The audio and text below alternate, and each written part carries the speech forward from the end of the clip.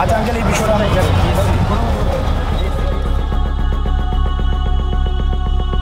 রেগে ফায়ার হয়ে গেল সমন্বয়ক হাসনাত আব্দুল্লাহ। রাজধানীর এক হাসপাতালে কারো সাথে কথা কাটাকাটি হয় আর এ থেকে গ্যাঞ্জামের সূত্রপাত ঘটে।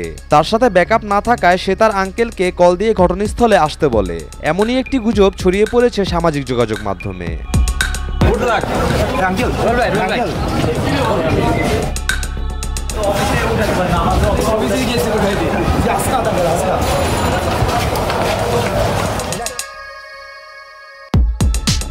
হাসনাত আব্দুল্লাহ হলেন একজন বাংলাদেশি আন্দোলনকর্মী ও কোটা সংস্কার আন্দোলনের অন্যতম সমন্বয়ক। তিনি ঢাকা বিশ্ববিদ্যালয়ের ইংরেজি বিভাগের শিক্ষার্থী। তার সফলতা দেখে সবাই এখন তার ক্ষতি করতে চাচ্ছে। তাকে নিচে নামানোর জন্যই সোশ্যাল মিডিয়ায় এমন গুজব ছড়ানো হচ্ছে।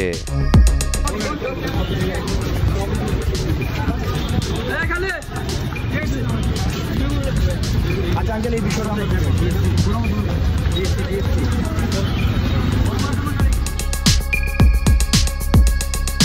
আমাদের মনে রাখতে হবে, এই ৬ সমন্বয়কের হাত ধরেই জনগণ স্বৈরাচার সরকারের হাত থেকে মুক্তি পেয়েছে।